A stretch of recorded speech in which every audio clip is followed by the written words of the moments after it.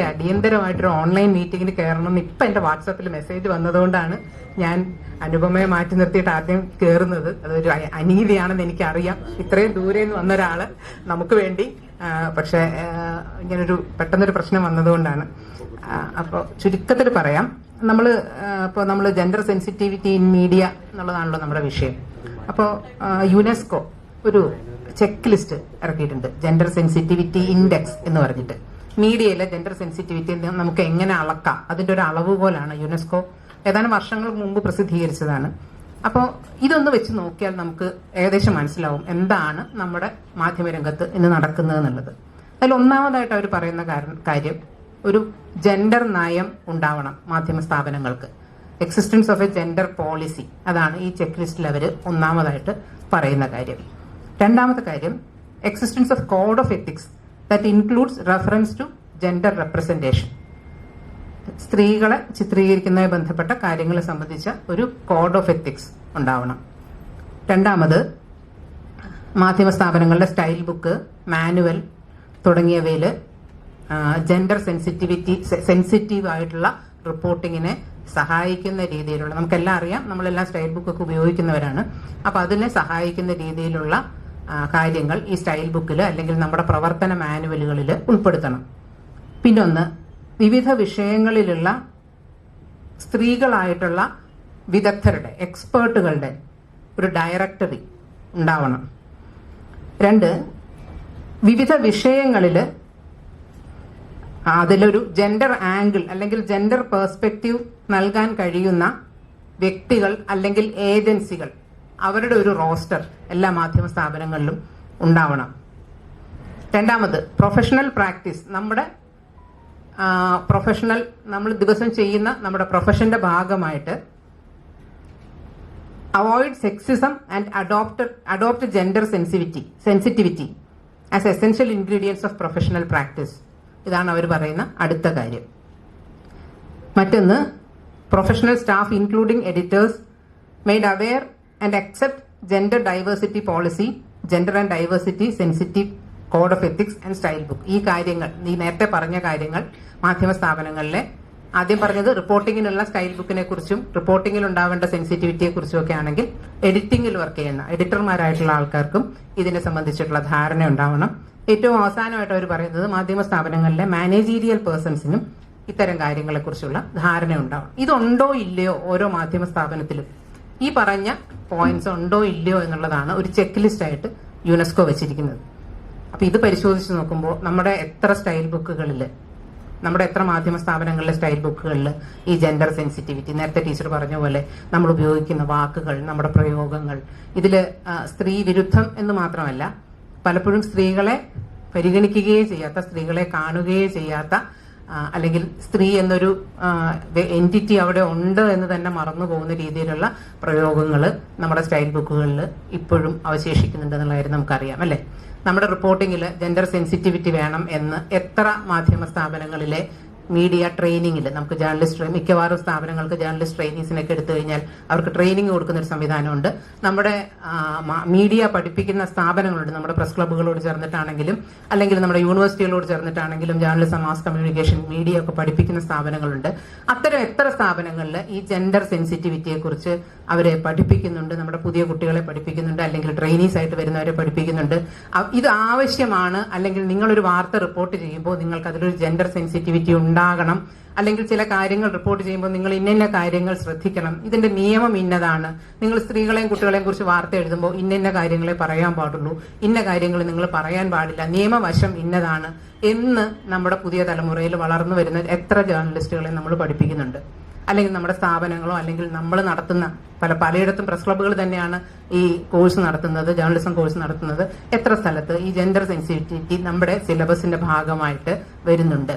അവിടെയാണല്ലോ നമ്മൾ ആദ്യം തുടങ്ങേണ്ടത്. അവിടെ നിന്ന് തന്നെ ഈ ഒരു ട്രെയിനിങ്ങിന്റെ ഭാഗമായിട്ട് നമുക്കത് ഉൾപ്പെടുത്താൻ വേണ്ടി കഴിയുന്നുണ്ടോ? പിന്നെ ഈ പറഞ്ഞതുപോലെ എന്താണ് മീഡിയ എന്നുള്ളത് തന്നെ ഇപ്പൊ നമുക്ക് നമ്മുടെ മുമ്പിൽ ഒരു വലിയ ചോദ്യചിഹ്നമാണല്ലേ. നമ്മൾ റിപ്പോർട്ടിങ്ങിന് പോകുമ്പോൾ ഇപ്പൊ അഭിമുഖീകരിക്കുന്ന ഏറ്റവും വലിയ പ്രശ്നം മീഡിയ എന്ന ഒരു ടാഗ് കഴുത്തിലിട്ട് അവിടെ വന്ന് നിൽക്കുന്ന, ഇതുവരെ നമ്മൾ കണ്ടിട്ടുള്ള മീഡിയയുമായിട്ടൊന്നും യാതൊരു ബന്ധവുമില്ലാത്ത കുറെ ആളുകളാണ് പലപ്പോഴും പല സ്ഥലങ്ങളിലും നമ്മുടെ റിപ്പോർട്ടർമാർക്കും നമ്മുടെ ഫോട്ടോഗ്രാഫർമാർക്കും വീഡിയോഗ്രാഫർമാർക്കും ഒന്നും അങ്ങോട്ട് അടുക്കാൻ പോലും പറ്റാത്ത രീതിയിൽ പൊതിഞ്ഞ്, പ്രത്യേകിച്ചും വലിയ സംഭവങ്ങളൊക്കെ ഉണ്ടാവുന്ന സ്ഥലങ്ങളിൽ നമ്മൾ കാണുന്നുണ്ട്. അപ്പൊ എന്താണ് മീഡിയ എന്നുള്ളതിന്റെ നിർവചനത്തിൽ വരുന്നത് എന്നുള്ളത് തന്നെ നമ്മളെ സംബന്ധിച്ചിടത്തോളം ഇപ്പോൾ ഒരു പ്രൊഫഷണൽ പ്രശ്നം കൂടിയായി നിൽക്കുന്ന ഒരു കാലമാണത്. അപ്പോൾ എങ്ങനെയാണ് നമ്മളെ സംബന്ധിച്ച് നമുക്കറിയാം, നമ്മൾ വർക്കിംഗ് ജേർണലിസ്റ്റ് ആക്ടിന്റെ കീഴിൽ പ്രവർത്തിക്കുന്ന സ്ഥാപനങ്ങളുണ്ട്. അത് പ്രിന്റ് മീഡിയ പ്രവർത്തിക്കുന്നത് വർക്കിംഗ് ജേർണലിസ്റ്റ് ആക്ടിന്റെ കീഴിലാണ്. അതല്ലെങ്കിൽ നമ്മുടെ ടെലിവിഷൻ അങ്ങനെയുള്ള അതിപ്പോ ടെലിവിഷനൊക്കെ ഒരു തരത്തിൽ പറഞ്ഞാൽ ഇപ്പൊ പരമ്പരാഗത മാധ്യമങ്ങളുടെ ഭാഗമായി അല്ലെ. നമ്മൾ പണ്ട് പറഞ്ഞിരുന്നത് പ്രിന്റ് മീഡിയ പരമ്പരാഗത മാധ്യമവും ടെലിവിഷൻ ന്യൂ മീഡിയ ആണ് പറഞ്ഞിരുന്നെങ്കിൽ ഇപ്പൊ ടെലിവിഷനൊക്കെ പരമ്പരാഗത മാധ്യമങ്ങളുടെ ഭാഗമായി. അതിനെ കവിഞ്ഞുള്ള പുതിയ മാധ്യമങ്ങൾ വരുന്നു. എല്ലാവരും സിറ്റിസൺ ജേർണലിസം എന്ന് പണ്ടൊക്കെ നമ്മൾ പറഞ്ഞിരുന്നെങ്കിൽ ഇപ്പൊ എല്ലാവരും ആളെടുത്തവരൊക്കെ വിളിച്ചപ്പാടെന്ന് പറഞ്ഞ പോലെ എല്ലാവരും ജേർണലിസ്റ്റുകളായി സ്വയം പ്രഖ്യാപിക്കുന്ന, എല്ലാവരും മീഡിയയായിട്ട് സ്വയം പ്രഖ്യാപിക്കുന്ന ഒരു കാലത്താണ് നമ്മൾ ജീവിക്കുന്നത്. അപ്പൊ അവർക്ക് എവിടെയാണ് നിയമബാധക? എന്ത് നിയമമാണ് അവരെ സംബന്ധിച്ചിടത്തോളം ബാധകം? നമുക്കറിയാം, പത്രസ്ഥാപനങ്ങളുടെ മേൽ അല്ലെങ്കിൽ മീഡിയയുടെ മേൽ പുറമേ നിന്നൊരു നിയന്ത്രണം കൊണ്ടുവരുന്നതിന് ഒരു കാരണവശാലും നമുക്ക് അനുകൂലിക്കാൻ വേണ്ടി കഴിയില്ല. നമ്മളെ സംബന്ധിച്ചിടത്തോളം, പത്രമാധ്യമങ്ങളെ സംബന്ധിച്ചിടത്തോളം പ്രസ് കൗൺസിലാണ് അതിനുള്ള ഒരു മാർഗം. നമ്മൾ ആരെക്കുറിച്ചെങ്കിലും അപകീർത്തികരമായിട്ടൊരു വാർത്ത കൊടുത്താൽ പരാതിപ്പെടാൻ കഴിയുക പ്രസ് കൗൺസിലാണ്. പക്ഷേ ഇത്തരത്തിലുള്ള പുതിയ മാധ്യമങ്ങൾക്ക് അങ്ങനത്തെ യാതൊരു സംവിധാനവും ഇല്ല. അവരെ ചെക്ക് ചെയ്യാനുള്ള യാതൊരു സംവിധാനമില്ല. ആ ചെക്കിംഗ് സംവിധാനം നമ്മുടെ ഉള്ളിൽ തന്നെ വരണം. ഒരിക്കലും പുറമേ നിന്ന് അല്ലെങ്കിൽ ഗവൺമെന്റോ മറ്റാരെങ്കിലും അങ്ങനെ സംവിധാനം കൊണ്ടുവരുന്നതിനെ നമുക്ക് അനുകൂലിക്കാൻ കഴിയുകയില്ല. തീർച്ചയായിട്ടും നമുക്ക് ആ കാര്യത്തിൽ വ്യക്തമായ നിലപാട് ഉണ്ടാവുകയും വേണം. അപ്പൊ നമ്മുടെ ഉള്ളിൽ നിന്ന് തന്നെ അങ്ങനെ ഒരു ചെക്കിംഗ് സംവിധാനം നമുക്കുണ്ടോ? ഇപ്പോൾ ബ്രോഡ്കാസ്റ്റിംഗ് അസോസിയേഷൻ അല്ലെ, വിഷ്വൽ മീഡിയയ്ക്ക് അതുണ്ട്. അവർക്ക് നമുക്ക് കംപ്ലൈന്റ് അയക്കാം എന്നെല്ലാം വാർത്തയുടെ അടിയിൽ എഴുതി കാണിക്കാറുണ്ട്. പക്ഷെ അതുപോലെ മറ്റൊരു സംവിധാനം ഉണ്ടോ? അപ്പൊ ഈ പുതിയ മീഡിയയിൽ വരുന്ന കാര്യങ്ങളെ എങ്ങനെയാണ് നമ്മളതിനെ, അവിടെ വരുന്ന ജെൻഡർ സെൻസിറ്റിവിറ്റി ഇല്ലായ്മയെ നമ്മൾ എങ്ങനെയാണ് നേരിടുക? ഇങ്ങനെ ഒരുപാട് പുതിയ ചോദ്യങ്ങൾ നമ്മുടെ മുമ്പിൽ ഉയർന്നു വന്നുകൊണ്ടിരിക്കുന്ന ഒരു കാര്യമാണ്. നേരത്തെ ടീച്ചർ പറഞ്ഞ പോലെ കച്ചവടം എന്നുള്ളത് തീർച്ചയായിട്ടും നമുക്കറിയാം, മാധ്യമ പ്രവർത്തനം എന്ന് പറയുന്നത് ഇന്നൊരു ബിസിനസ് മേഖല തന്നെയാണ്. അപ്പൊ ഈ ബിസിനസ്സിൽ പരമാവധി ലാഭം ഉണ്ടാക്കുക എന്നുള്ളത് തന്നെയാണ്. ഇപ്പൊ ഇന്ത്യയിലെ ആണെങ്കിലും ലോകത്തെ ആണെങ്കിലും മാധ്യമങ്ങളുടെ ഉടമസ്ഥത ആരുടെ കയ്യിലാണ്? ഏറ്റവും കൂടുതൽ മാധ്യമങ്ങൾ ആരുടെ കയ്യിലാണ് ഇരിക്കുന്നത് നമ്മൾ നോക്കിയാൽ മതി. അത് ഇവിടുത്തെ വലിയ ബിസിനസ് സ്ഥാപനങ്ങൾ, വലിയ കോർപ്പറേറ്റ് സ്ഥാപനങ്ങളാണ് ഇന്ന് മാധ്യമങ്ങളുടെ, നമ്മുടെ ദേശീയ മാധ്യമങ്ങളുടെ ഒക്കെ തന്നെ ഉടമസ്ഥത എന്ന് പറയുന്നത് ഈ വലിയ കോർപ്പറേറ്റ് സ്ഥാപനങ്ങളിലാണ്. അങ്ങനെ അല്ലാതെ ഒറ്റപ്പെട്ടു നിന്നിരുന്ന NDTV പോലുള്ള സ്ഥാപനങ്ങളെ പോലും അവർ വിഴുങ്ങിയത് നമ്മൾ കണ്ടു. അപ്പൊ ഈ ഉടമസ്ഥത അവരുടെ കയ്യിലാവുമ്പോൾ സ്വാഭാവികമായും അവർക്ക് എന്താണ് വേണ്ടത്? അതാത് കാലഘട്ടത്തിൽ അവർക്ക് എന്താണോ ഈ മാർക്കറ്റിൽ പ്രൊമോട്ട് ചെയ്യാനുള്ളത്, ആ മാർക്കറ്റിനെ പ്രൊമോട്ട് ചെയ്യുന്ന കാര്യങ്ങളാണ് അവർക്ക് മീഡിയയുടെ കണ്ടന്റ് ആയിട്ട് വേണ്ടത്. അങ്ങനെ വരുമ്പോൾ സ്വാഭാവികമായിട്ടും എന്തുകൊണ്ടാണ് നമ്മൾ വളരെ കാലം കൊണ്ട് പറയുന്നത് പോലെ ഇന്ത്യയിലെ ദേശീയ മാധ്യമങ്ങളിൽ അല്ലെങ്കിൽ ഹിന്ദി മാധ്യമങ്ങളിൽ, നോർത്ത് ഇന്ത്യൻ മാധ്യമങ്ങളിൽ എടുത്തു കഴിഞ്ഞാൽ എന്തുകൊണ്ടാണ് ഗ്രാമീണ റിപ്പോർട്ടിംഗ് ഇല്ലാത്തത്? എന്തുകൊണ്ടാണ് സ്ത്രീകളുടെ പ്രശ്നങ്ങൾ റിപ്പോർട്ട് ചെയ്യപ്പെടാത്തത്? അതിന്റെ ഒരു പ്രധാന കാരണം അത് ഈ മാർക്കറ്റിന് ആവശ്യമില്ല എന്നുള്ളത് കൊണ്ടാണ്. ഈ മാർക്കറ്റിന് എന്താണോ ആവശ്യം, ഈ മാർക്കറ്റിനെ എങ്ങനെയാണോ പ്രൊമോട്ട് ചെയ്യുന്നത്?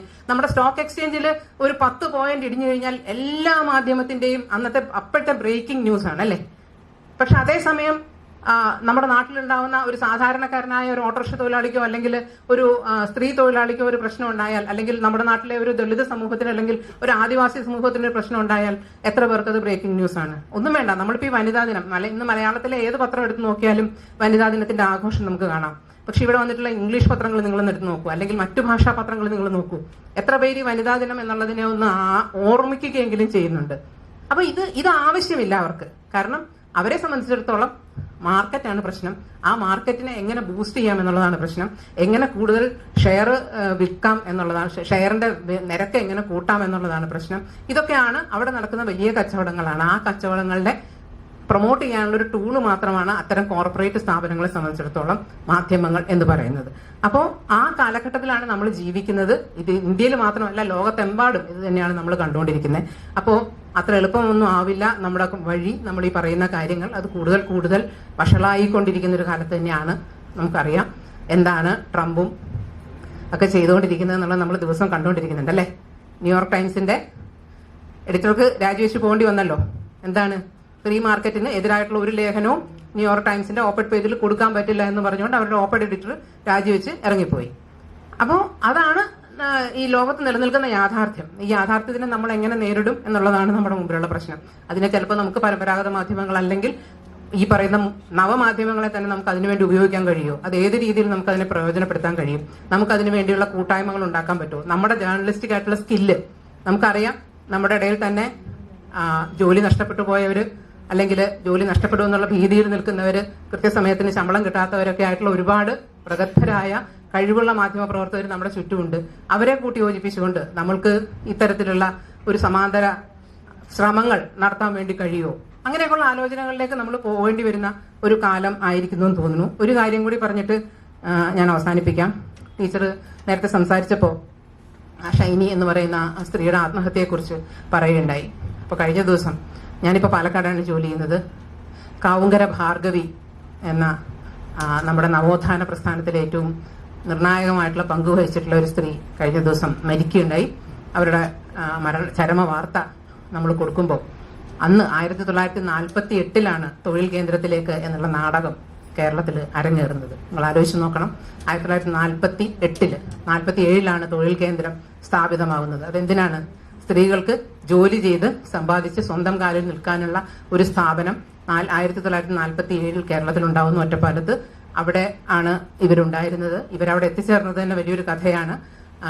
അവരെ വളരെ ചെറിയ പ്രായത്തിൽ തന്നെ വടക്കൻ കേരളത്തിലേക്ക് കല്യാണം കഴിച്ചു കൊടുക്കുകയും അവിടെ ജീവിക്കാൻ സാധിക്കാതെ അവർ അവിടുന്ന് തിരിച്ചു ഓടിപ്പോരുകയും, പക്ഷെ അന്ന് അവരുടെ സമുദായത്തിൽ നിന്നിരുന്ന നിയമങ്ങൾ കാരണം വിവാഹം കഴിച്ചു കൊടുത്തയച്ചാൽ പിന്നെ സ്വന്തം വീട്ടിൽ യാതൊരു അവകാശവും ഇല്ല എന്നുള്ളത് കൊണ്ട് അവിടെയും നിൽക്കാൻ കഴിയാത്ത സാഹചര്യം ഉണ്ടാവുകയും അവരെ ഈ തൊഴിൽ കേന്ദ്രം ഏറ്റെടുത്ത് അവർ തൊഴിൽ കേന്ദ്രത്തിന്റെ ഒരു പ്രവർത്തകയായിട്ട് മാറുകയും ആ നാടകം കേരളത്തിൽ വലിയ ചലനങ്ങൾ സൃഷ്ടിക്കുകയും ഒക്കെ ചെയ്ത ഒരു ഓർമ്മ നമ്മുടെ മുമ്പിലുണ്ട്, അല്ലേ? അപ്പോൾ ഇത്രയും വർഷം മുമ്പ് അങ്ങനെ ഒരു സാഹചര്യത്തിൽ പെട്ടുപോയ സ്ത്രീകളെ സംരക്ഷിക്കാൻ, അല്ലെങ്കിൽ അവർക്ക് അത് സ്ത്രീകളുടെ തന്നെ സംരംഭമായിരുന്നു.